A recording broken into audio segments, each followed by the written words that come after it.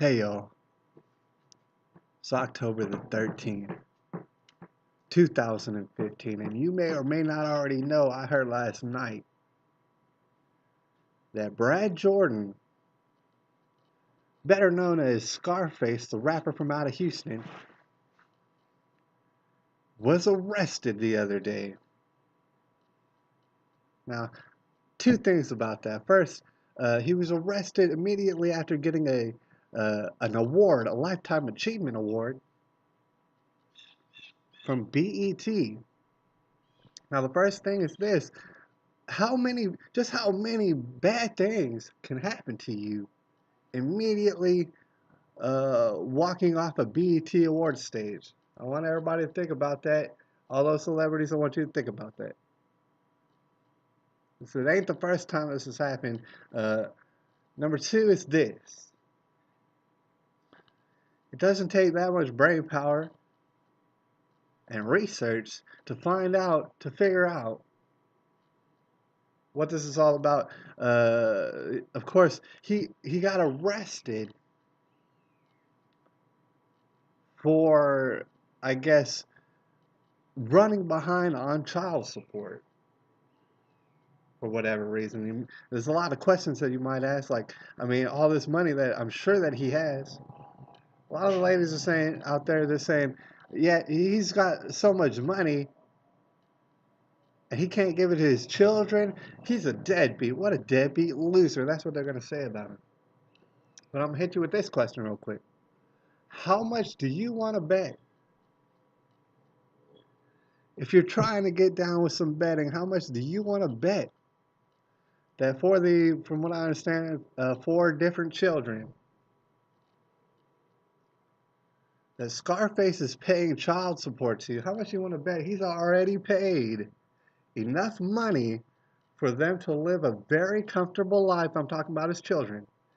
To live a very comfortable life and even go to college worry-free. Each and every one of his children. Now, I don't know the exact figures, but how much do you want to bet that that is the case? All right, so that might get you to asking more questions like, well, then where is this money going? And the truth is, I can't tell you, you know what I'm saying, but it all sounds fishy. Now, uh, saying that, I'm going to have to get to this. I would also agree with Tommy Sotomayor that it's pretty obvious now in 2015. And I'm saying this from an outsider's perspective that a black man should be most worried about, concerned about, out of all the races and demographics, is black women, because it is black women who will stop at nothing to humiliate and pretty much financially ruin all these black men. Now that's a serious problem now, but also, as you could tell, this is now ubiquitous. This is across the board for men in general. One can't help but think that that's maybe not a good system, because we have no way of knowing where all this money's going. It could be going anywhere. All right. Not only that, but you know what? Check out this other, a completely different story that I also got from Tommy Sotomayor. I can't remember what state. Thing is, I'll try to leave a link below in the description box, but it was a story of a single mother who was just given a house, given one, welfare, charity, or what have you, gave her a house she did not earn for her children she did not need to be having. She had four of them under the age of 7. One of them had died previously in the year for whatever reason. The three other ones wound up burning to death in the first night that they spent the night at this new house. And from what it looks like, the mother was nowhere present in the burning house. She was not there when the house started burning. And house started burning down. They're pretty certain because she did not have heating, and then she turned on the oven in order to heat the whole rest of the house. All right.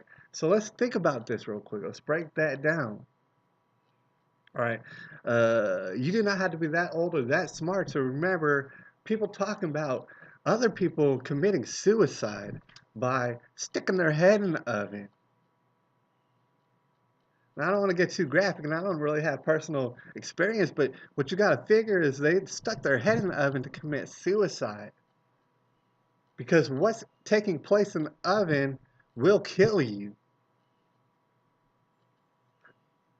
All right. I mean, whatever it is, I kind of doubt that it's the heat alone because the heat, you wouldn't be able to take the heat. You would pull your head out of the oven. They die because something in the oven is going to kill you. So what she did is she opened the oven up and let that heat the house. As she went out to God knows where in the night while her children were sleeping in the house by themselves, all of them under 7 years old. And I'm saying by the time she came back, guess what? They're all burnt to a crisp. You know what I'm saying? And that's bad. Okay. So, and you know what? And just to touch on another topic that kind of relates, I'm going to make a separate video, maybe a series of videos regarding Todd Nickerson and his second article in Salon.com, in which he talks about that he got a lot of fan mail from that, a lot of it. And I believe him, actually. And he said that, you'd be surprised how many women, grown women, have these pedophile desires. And I know that it sounds kind of unrelated, but basically that's child abuse, all right? Because when you think about it, how many of these women do you want to bet are single mothers? All right, and I'm not out here trying to demonize single mothers. Mothers in general, I love them, and I want the best for them. All right, but when we think about this conservatively, it's not the majority of single mothers who are so stupid as to burn their children down in a house that they were not at, or so messed up from past experiences that they now have pedophile desires. It's not even a large minority of single mothers that are like this. It's a very small percentage. But let's think about the numbers right now across America, how many single mothers that there are. If what you're going to say and you're going to be conservative about it is that 1% of single mothers are either stupid enough to burn their children down in a house, or um, sexually abuse their children, or maybe just regularly abuse their children, or verbally abuse their children.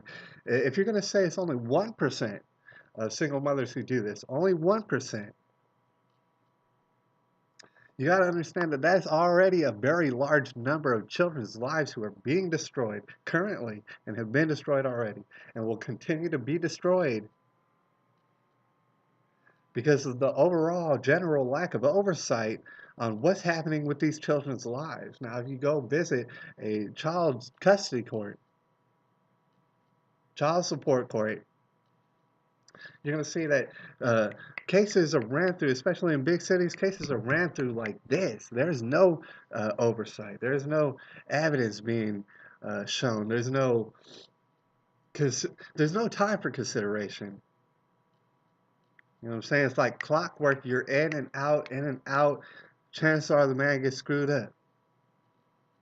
And not only this, I'm not complaining about the fact that men's lives get screwed up because you know what? We should have probably known better than to go around and have all this premarital sex. And the thing is, that's a whole different other video that I got to cover. All right. We should have known better. But the thing is, children, they have no choice in the matter. They didn't make this up. Those children did not do a series of dumb things which resulted in their mother burning the whole house down around them. And when you think about these sort of things and think about the way that lives can be seriously and permanently affected by the gross oversight of what's happening in these divorce courts and these child custody courts, then you realize that there is no amount of reform that's going to be able to fix what is happening here. All right, and this channel is about solutions. So what I'm telling you right now, what you probably already know right now if you have any experience in it, is that this system needs to be scrapped completely and totally. There's no way to fix something like this. It's the kind of situation where it's like, you can fix the whole engine of the car and fix every single little part of the car that's been blown to smithereens. The thing is, you should just buy a new car. We can't afford to continue doing what we're doing. So I don't have all the answers. A lot of y'all out there might also be confused and you might not have the answers, but if we come together and we're seriously talking about saving all these little children, then we can come up with something. But the thing is, that's not going to happen. We're living in the tribulation. This is October the 13th, 2015.